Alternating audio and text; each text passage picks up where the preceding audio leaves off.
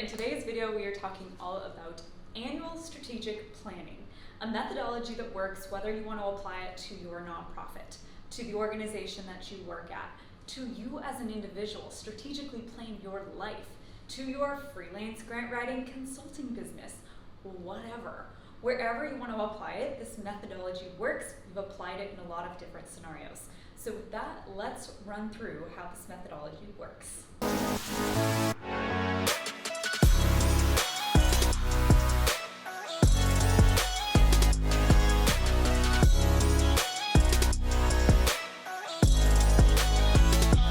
Alrighty, so number one, we need to set the objective. Now the objective is for the annual strategic planning session. So what I encourage you to think about is word it like this. How do we, or I, want to feel at the end of this strategic planning process? So you probably don't feel like, I want to feel burned out, I want to feel exhausted.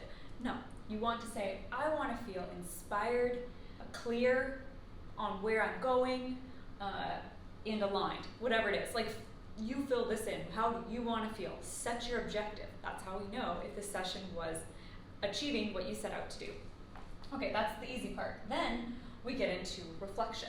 So there's a couple questions you can ask yourself, and it's very important that we look back before we look forward. So think about what went well, and then fill in the blank for the length of time. In this last year, in the last 6 months, right? So what went well? What didn't go as well? What are we proud of for accomplishing? And how I encourage you to do this is to get your Post-its, which I always have handy. Here they are. Set a timer for 3 minutes. You as an individual or your team members that you're going to be with, you scribble down one thing per sticky note and you write it, boom, rip it off. Let it go. Like, this is a rapid fire activity, design thinking inspired. I will slice in a couple photos of how Alex and I do this. We just had our last strategic planning session for the business. We always do it in July because that's a much nicer time of the year. We actually went to this yoga retreat so we could just get into the flow, get into a creative place, talk a lot. And we walked across the street to this little coffee shop, went inside there, it's a cafe really, and we just went through this exact agenda, writing on Post-its and putting the Post-its all over the walls. I'm sure the people that were there thought we were nuts, but it works well because if you just talk it out, it's gonna take way too long, you're never gonna get through this process, and it's just not as effective. So, mum's the word, set an alarm, write out what went well, what didn't go well, what are we proud of for accomplishing, okay? Then what you end up doing is you look at each other as you see, and you group them thematically. So maybe, and then you also get to appreciate things that you didn't think of that maybe others in the group did think of, right? So you can have those then grouped up like, oh, we were really proud of accomplishing, I don't know, fill in the blank. And look at this big theme of what we accomplished. So you can kind of have them mapped out. Okay, vision. Then you're thinking about, again, this applies to what your actual use case is. What is the vision for my life? Or what is the vision for the nonprofit organization? What is our vision for you fill in the blank? And one of the ways I like to think about this came from one of the book club books that we just read within the Grant Writer Collective, and it was, what would your news headline be? So what would be the headline that you saw in Forbes magazine or Nonprofit Quarterly and you're like, sweet, I've achieved what I set out to do. I'll tell you my headline because it took me a while to come up with this. So for me personally, the headline is, let's see, so Alaskan woman-owned startup makes millions where no one works more than 24 hours a week. So that's my dream. My dream is that everybody in our team really throws their heart and soul into what they do, and then they're out, they're enjoying their life, they're pursuing their dance hobby or their side business or just being outside or taking care of their health, right? So like that's my dream headline, a little bit more perfected in terms of how I want to see it, what it actually say, but you get the idea, and it helps. It's just that big vision, that big aspiration.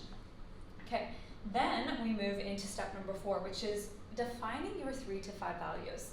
And the reason we define these values is that it guides decision making and it helps you understand when you are feeling internal conflict. This happened to me recently, actually, just yesterday or day before. I was like, why am I so angsty and frustrated and angry? And I realized it's because my personal values were not being upheld. I found, like, for me, one of my core values are basically, it's number one, health, security, and adventure.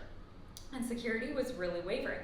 And I realized, like, if you're feeling uncomfortable, it's probably because one of your values is out of alignment. So you want to be very clear on what is the value of your organization so you can set that culture, you can set that tone. So again, this depends on how you're applying this session. Like, is this for a department? Is this for a nonprofit? Is this for you personally? And then you define those values. Okay. Next up, we go into goals. These are tricky.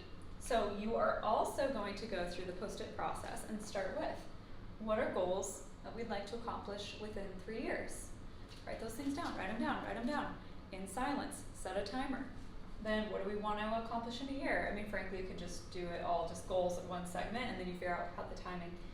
But what's valuable about this is that you can't just expect yourself to pick 3 and call it good and be done with it. Like, we've got the right 3 activities.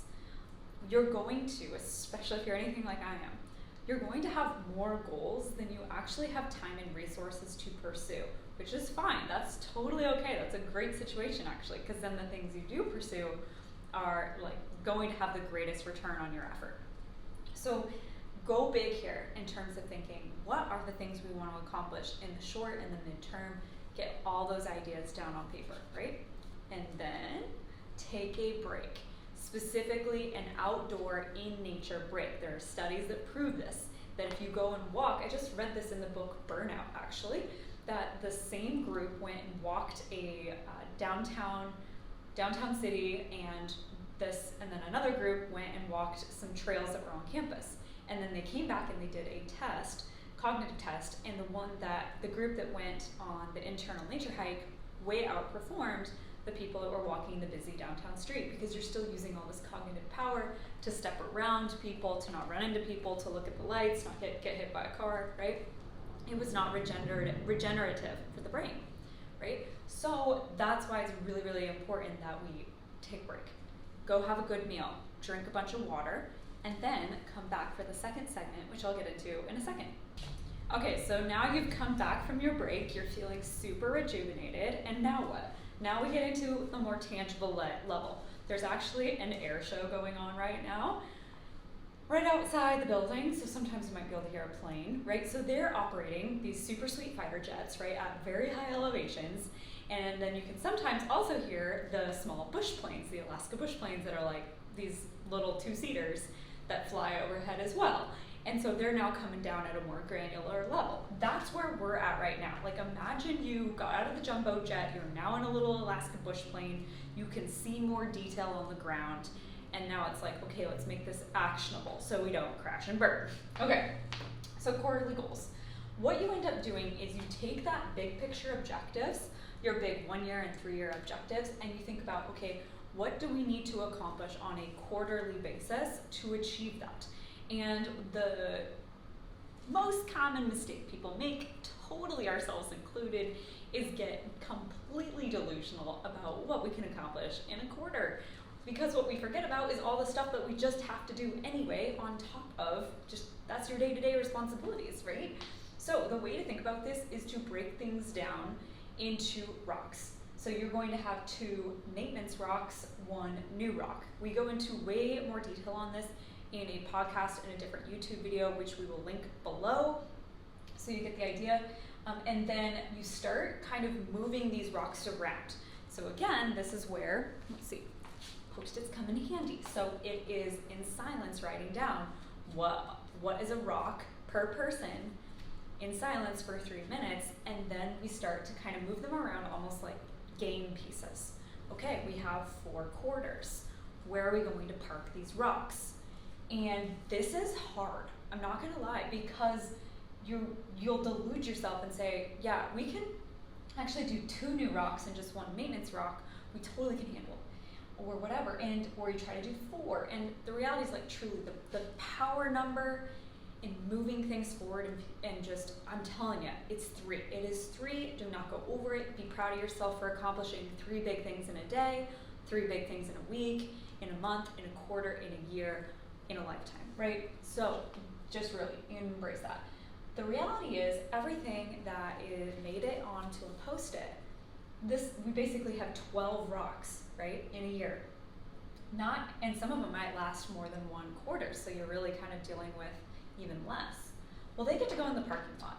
And it doesn't mean that they won't come back or they won't have a future or whatever. It just means that they're going to go in here for some future consideration about when they get to come out of the box, right? So you start mapping and parking these where they go per quarter. Okay, now that we've gotten to this step, we make the jump from step 6 to step 7. This is where you actually bust out the computer and we make things actionable. So we're done with the planning, we're doing collaboratively, we're standing up, we're using post-its. Now it's like, okay, it's time to make this bad boy actionable. So number 1, park it in your Asana board. You need to have this present and visible on a daily basis.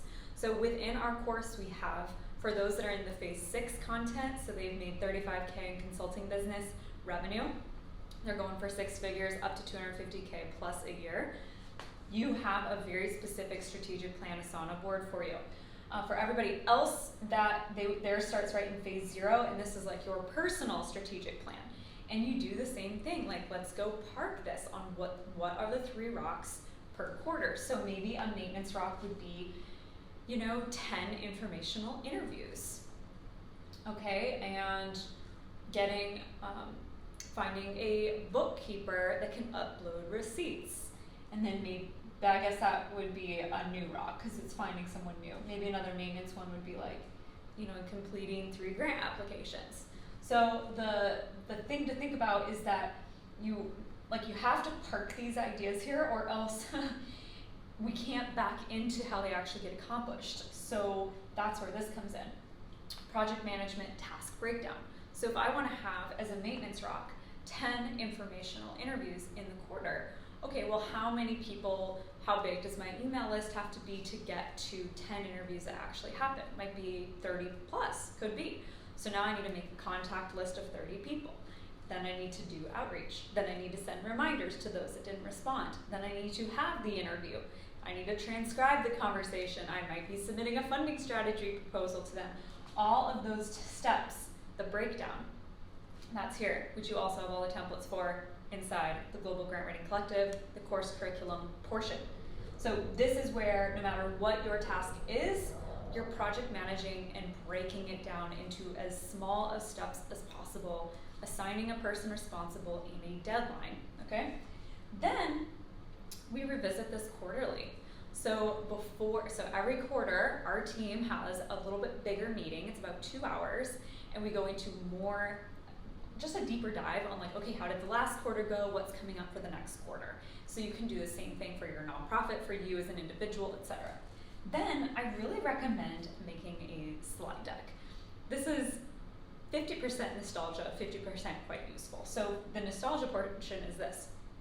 I have a slide deck from the very beginning when I started teaching grant writing of the annual plan, right? So I had my quarterly, my 3 rocks, and there, it's from 2019 or something, right? So it's all of those rocks and that vision for the 3-year plan, and it's changed over time for sure. But it's so cool to see where you came from, what your thoughts were of the direction you were going to go, right? And it's very, very nice to be able to look back and see like, what was this journey to get you to where you are today, and where are you going next as an individual or as an organization.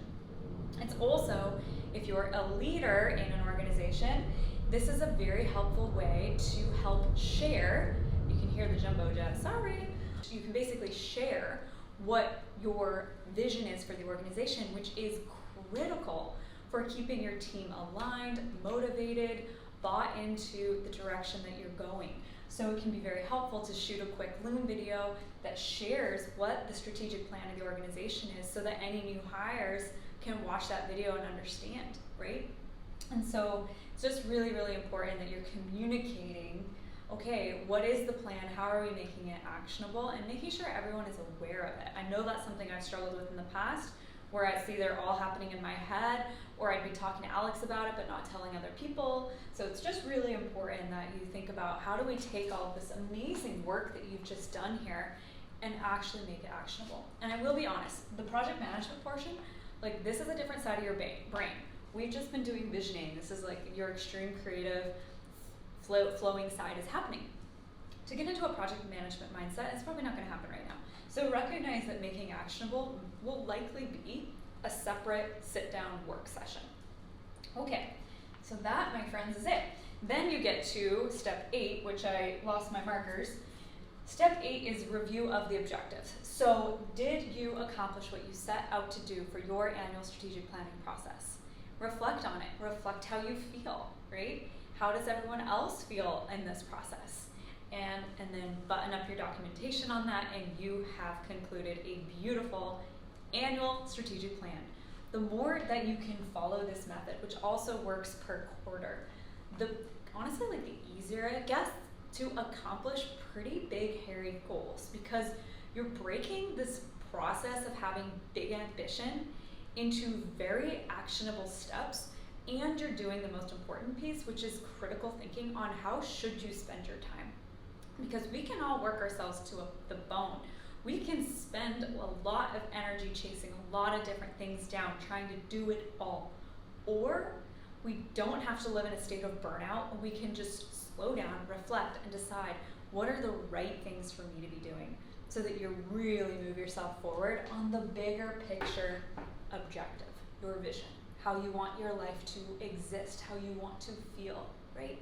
The impact you want to make in your community. All right, friends, that's it. Let's do a quick repack.